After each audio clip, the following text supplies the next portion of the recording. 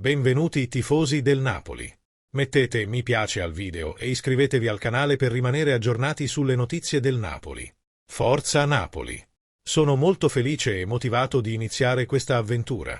Avevo altre offerte, ma non appena il mio agente mi ha parlato di questa proposta della Sampdoria, è diventata subito la mia prima scelta.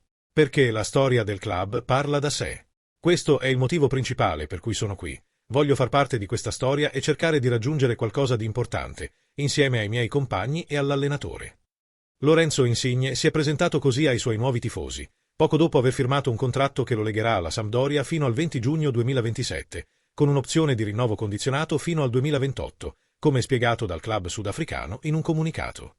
È un club importante, voglio aiutare i giocatori dentro e fuori dal campo e voglio dare una mano affinché la Sampdoria possa tornare dove merita. Credo che la Sampdoria non meriti di essere in Serie B. È giusto che lavoriamo tutti insieme per creare una grande famiglia, un grande spirito, in modo da poter raggiungere insieme questo grande obiettivo. Insigne, rimasto senza squadra dopo la scadenza del suo contratto con i Pescara da gennaio a giugno, ha poi parlato di un episodio controverso del 2017, quando esultò davanti alla tribuna sud dopo aver segnato contro il Napoli allo stadio Ferraris.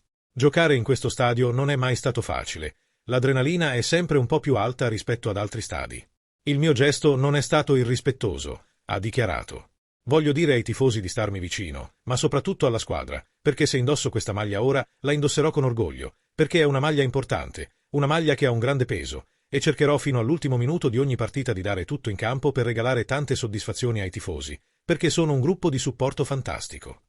Il messaggio dell'ex giocatore della nazionale è stato quindi molto chiaro. Appena indosso questa maglia, ha concluso, darò tutto per la Sampdoria, per i suoi tifosi, perché è la cosa giusta da fare. Qual è la tua opinione, tifoso del Napoli? Lascia un commento al video e iscriviti al canale. Forza Napoli!